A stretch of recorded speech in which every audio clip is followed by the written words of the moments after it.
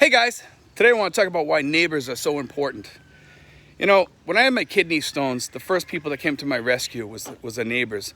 My girlfriend went out seeking help to try to get a ride for me to the hospital.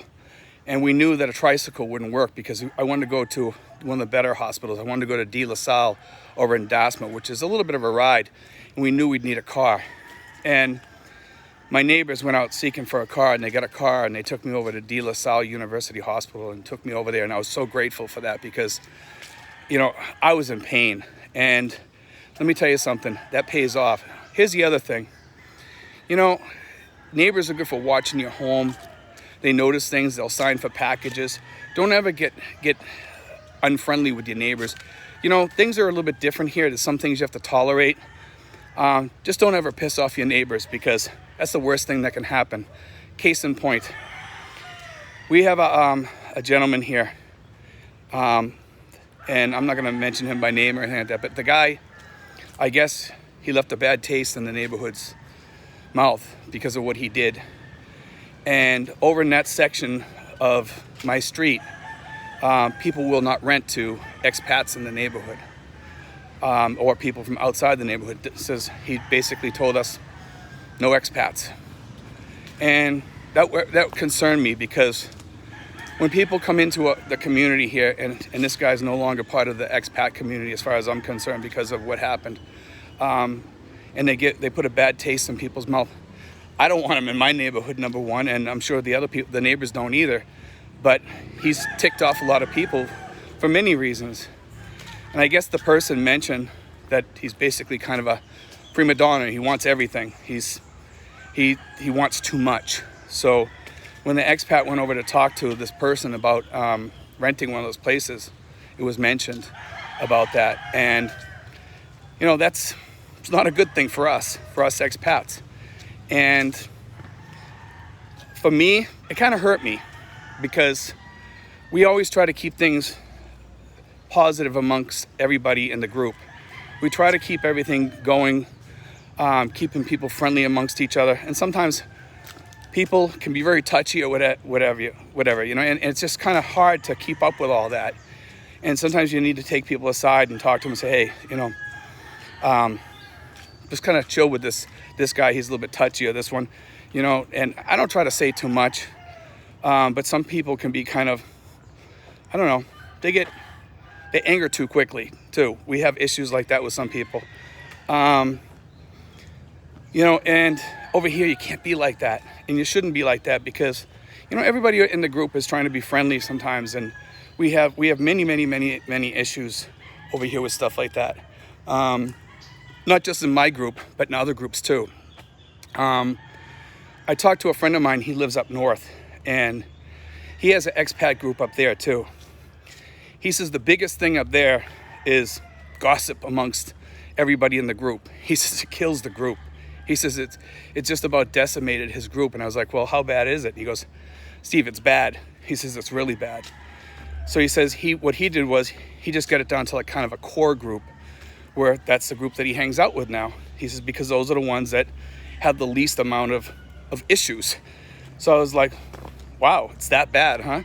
Now, in our group, we try to work everything out, you know, pretty much. We really don't have that many issues in the group. We've had a few. We've resolved some. We fixed some, which is good. I worked on one this week. That's all resolved. I wish we could get them all resolved. Do I think we can? Who knows? You know, some people you can't work with sometimes, and it makes it harder to work on those. But, you know, I'm willing to work with anybody. If anybody's willing to sit down, as long as it's not a daily thing that tomorrow we're going to have the same issues or more problems or whatever with that person. And that's what we don't want. We don't want the same things repeating themselves every day or have Groundhog Day here in the Philippines. It's one thing I don't want to wake up every morning and have the same problem and get calls for one of the guys and say, hey, so-and-so's acting up again. They're doing this here. It's not what we want. We don't need the gossip. We don't need the problems. We don't need the stigma that hangs over our heads as expats here because of neighbors or what have you. That's what we don't want. You know, neighbors here are very important. You know, when word gets out in your neighborhood, usually that sticks. you might as well move at that point, unless you think you can fix it. And buying your way out of it, it's not going to happen. It just doesn't happen in the Philippines. People will smile in your face, but behind your back, they're probably still going to talk about you. That's the way things work here, sadly, you know, because expats, in some places, we already have a bad reputation here. Up in Angeles, some of the more conservative people up there who are Filipinos, they don't like the expats because they know what people are there for. It's kind of common knowledge. Not all of them, but a good amount of them. Angeles is also a nice town, don't get me wrong, but a lot of the expats are up there for the obvious. Everybody knows that knows anything about the Philippines why Angeles is so popular. You know, is it like that today? It still has those issues. Let's just say that. But it's since the COVID, it's kind of slowed down a lot, and that has helped that community get cleaned up a little bit. But it's not there yet. Now, in my neighborhood and in my town, no gambling, and there's no really barroom establishments per se. You can buy liquor in some places, but there's no like real bar rooms in Tracy Martirez. They're mostly restaurants that will serve liquor or beer or what have you, and they're nice little restaurants. Some of them will have a live band or anything, but I wouldn't call it like a bar room, you know, where you got people dancing on the dance floor, things like that too much.